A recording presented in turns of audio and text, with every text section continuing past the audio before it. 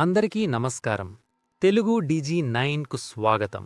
ఈరోజు మనం భారతీయ న్యాయ సంహిత 2023లోని సెక్షన్ 24 గురించి తెలుసుకుందాం.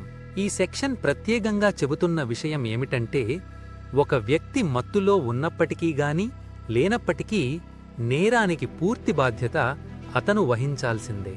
మత్తులో ఉన్నానని చెప్పి శిక్ష నుంచి తప్పించుకోవడానికి వీలులేదు.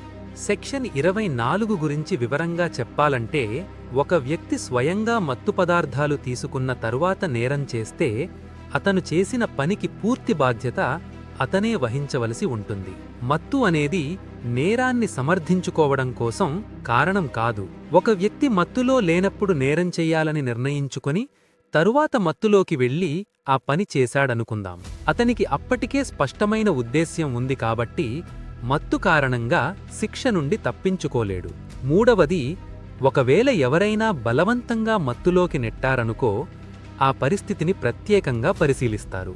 నేరం ఉద్దేశపూర్వకమా లేక మత్తు ప్రభావం వల్ల అనుకోకుండా జరిగిందా అని కోర్టు పరిశీలిస్తుంది. ఉదాహరణకు చెప్పాలంటే, రమేష్ తానే స్వయంగా మద్యం తాగి ఆ తరువాత ఒకరిని గాయపరిచాడు. ఇది నేరంగానే పరిగణించబడుతుంది. మత్తు కారణం చూపి తప్పించుకోలేడు. సురేష్ ముందే ఒకరిని చంపాలని నిర్ణయించుకున్నాడు. తరువాత మత్తులోకి వెళ్లి ఆ హత్య చేశాడు. ఇక్కడ మత్తు ఎలాంటి రక్షణ ఇవ్వదు, ఎందుకంటే నేరం చెయ్యాలనే ఉద్దేశ్యం ముందే స్పష్టంగా ఉంది కాబట్టి. రాజు అనే వ్యక్తికి తెలియకుండా డ్రింకులో మత్తుమందు కలిపి ఇచ్చారు.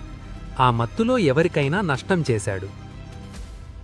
కోర్టు చూసేది ఏమిటంటే, ఆ చర్య ఉద్దేశపూర్వకమా లేక మత్తు వల్ల అనుకోకుండా జరిగిందా. బలవంతపు మత్తు కాబట్టి అతనికి కొంత రక్షణ ఉంటుంది. మరిన్ని వివరాలను తెలుసుకోవాలంటే తెలుగు DG9 ఛానల్ను సబ్స్క్రైబ్ చెయ్యండి.